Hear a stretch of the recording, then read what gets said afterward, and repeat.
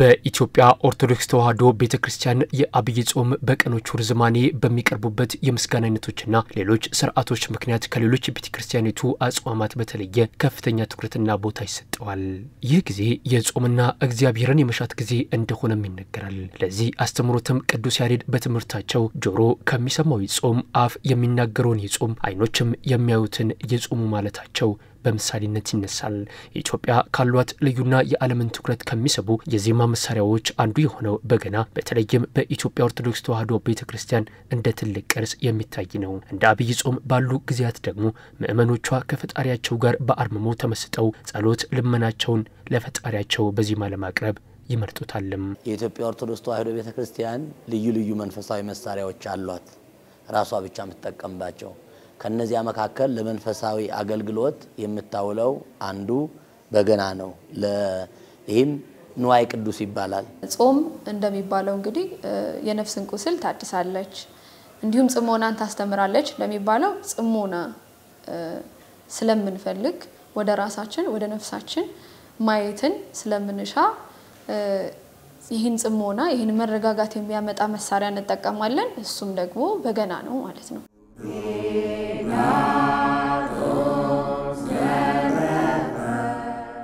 የበገና መዝሙሮች ግጥሞች ጥልቅና ራስን መርማሪ ናቸው። ከዜማ መሳሪያው የሚወጡ ጥልቅና ልብ የሚያረሰርሱ ድምጾች ለአብይ ጾም የሚሆን የመንፈሳዊ ጸሎት መገልገያ እንዲሆን አስችሎታል። በገናና አብይ ጾም ያገናኘው በገና ያለው ልዩ ተመስጦ ምንድነው ከተባለ በገና 10 አውታር ነው ያለው። ለዓለማርዘም አጭር ምሳሌ ለመናገር የ10 ህዋሳት ምሳሌ ነው። 10 ህዋሳት ማለት 5ቱ ከውጭ የሚታዩ ናቸው። ስለዚህ በውጭ ያሉትን ወደ ውስጥ አድርጎ ራስን ለማድመጥ፣ ራስን ለማየት፣ ራስን ለማወቅ፣ ራስን በብቻ በተመስጦ ውስጥ ለማድረግ ለማረጋጋት አንደኛው የበገና ድምጽ መድኃኒት ነው።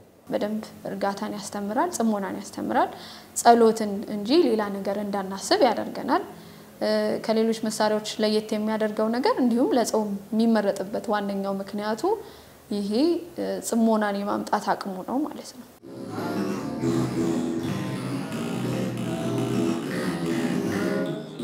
መጀመሪያውኑ ዳዊት ኃጢአት ሰርቶ ከእግዚአብሔር ጋር በተጣላ ጊዜ እያንጎራጎረ እያዘነ ይቅር በለኝ እያለ ወደ አምላኩ ይዘምርበት ወደ አምላኩ ልመና ያቀርብበት መሳሪያ ስለነበረ በገና የሚዘምሩ ሰዎች ከራሳቸው ጋር ለመታረቅ ከፈጣሪያቸው ጋር ለመታረቅ ብቻቸውን ለመሆን ለመመሰጥ ይጠቅማል።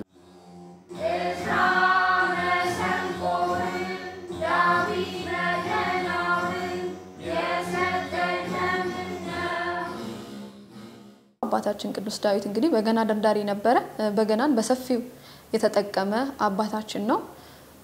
ለምስጋና ለጸሎት እንዲሁም ደግሞ ከዛ በተጨማሪ እርኩስ መንፈስ ያስቸግራቸው የነበሩ የጭንቀት በሽታ የሚኖርባቸውን ሰዎች በገናን በመደርደር በዛ ንዝረት በዛ ድምጽ ይፈውስ ነበር።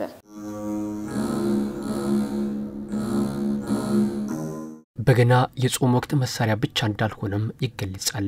ይልቁንም ሰዎች ሲያዝኑና ሲተክዙ ሲጨነቁና ሲታወኩ ግራ ሲጋቡና ተስፋ ሲያጡ ከጭንቀታቸው ለመላቀቅ ወደ ተረጋጋ ማንነታቸው ለመመለስ ብሎም ራሳቸውን ለመስማት የሚያገለግል መሳሪያ ነው። ከራሱ ጋር የተጣላ ነው ከማህበረሰቡ ጋርም የተጣላ አጠቃላይ ብዙ ነገሮች አልሰበሰብለት ያሉ ሰው ቢኖር የበገና መዝሙራትን ሲሰማ ቀልብን የመሰብሰብ ራስን የመግዛት የማስታረቅ ትልቅ ኃይል አለው። ይህ በመጽሐፍ ቅዱስ የተጻፈ ነው።